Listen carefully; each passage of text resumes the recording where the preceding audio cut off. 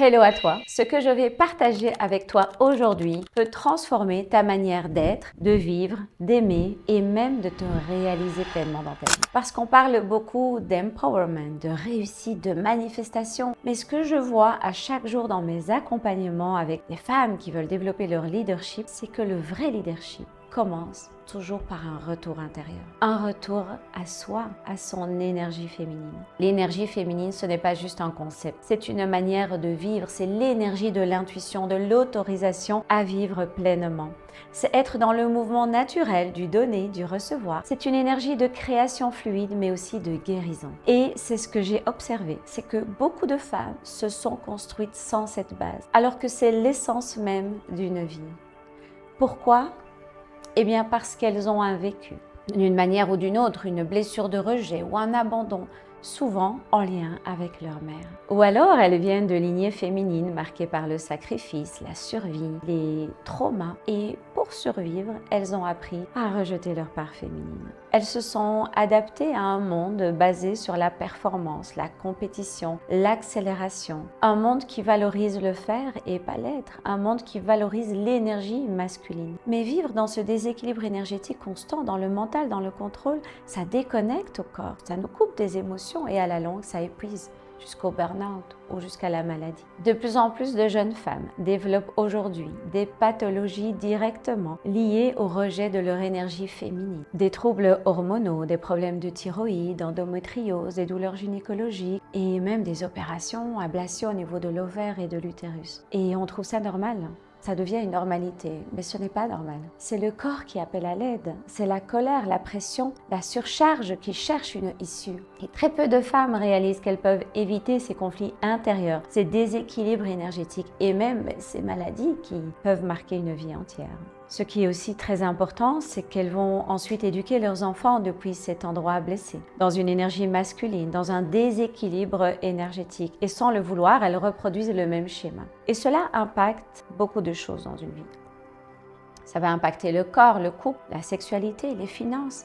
Et je peux t'en parler parce que je suis passée par là. J'ai vécu cette déconnexion et j'ai appris étape après étape à revenir à moi, à reconstruire un équilibre. Un équilibre que je transmets aujourd'hui à travers la guérison transgénérationnelle, la régulation du système nerveux et la reconnexion aux émotions. Revenir à son énergie féminine, c'est une renaissance. C'est revenir à l'origine, aux fondations même de la vie. Et ça commence par le lien à la mère. Et c'est le premier lien que l'on crée dans cette vie. Et si ce lien est abîmé, absent ou chargé de colère, de tristesse, de culpabilité, alors tout le reste de notre rapport à l'amour, à la sécurité, à la valeur est faussé. Ce qu'on n'a pas reçu dans ce lien, on va le chercher ailleurs, dans le perfectionnisme, dans le contrôle, dans la dépendance affective et dans le refus total de recevoir. Ça finit par se voir. Dans le corps, fatigue, douleur, dérèglements, dans le couple, des tensions, des conflits, des alignements au niveau des finances, difficultés à recevoir, à générer et à manifester. Mais la bonne nouvelle, c'est que tout ça, on peut le transformer. Et c'est pour ça que je veux te partager dans un premier temps 3 clés puissantes que je transmets dans mes accompagnements. La première clé, c'est d'abord de développer ton intuition. L'intuition, c'est ton GPS intérieur. Mais si tu es tout le temps dans le mental, dans le faire, dans l'agenda rempli, eh bien, tu ne peux pas te connecter à cette intuition. Ton intuition ne crie pas, elle chuchote. Et pour l'entendre, il faut ralentir. Créer des espaces de silence, des espaces de connexion intérieure, revenir à son souffle, au corps. Ton corps sait, il parle, écoute-le. La deuxième clé, c'est cultiver la sororité. Les femmes guérissent entre femmes. Créer ou rejoindre des espaces de partage sincères, des cercles où l'on se soutient et on se rappelle qu'on est des femmes extraordinaires. Aucune thérapie individuelle ne peut remplacer le regard d'une femme qui te voit vraiment. Et la troisième clé, qui pour moi est la plus importante, c'est le lien à la mère.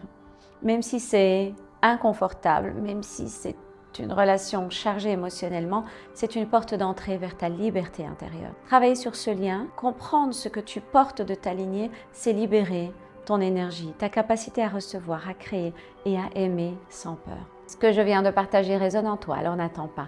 Contacte-moi pour un rendez-vous. On ira ensemble à la racine, là où tout a commencé, pour libérer ce qui t'alourdit et te reconnecter à ta puissance féminine. Tu n'as pas à faire ce chemin seul et surtout dans ce déséquilibre et souffrance. Moi, j'aurais aimé le savoir plus tôt. Et donc, je t'invite à prendre un rendez-vous où on va échanger et voir quelles sont les sources de souffrance et comment tu peux rééquilibrer ton énergie féminine et masculine. Et je te dis à très bientôt. Au revoir.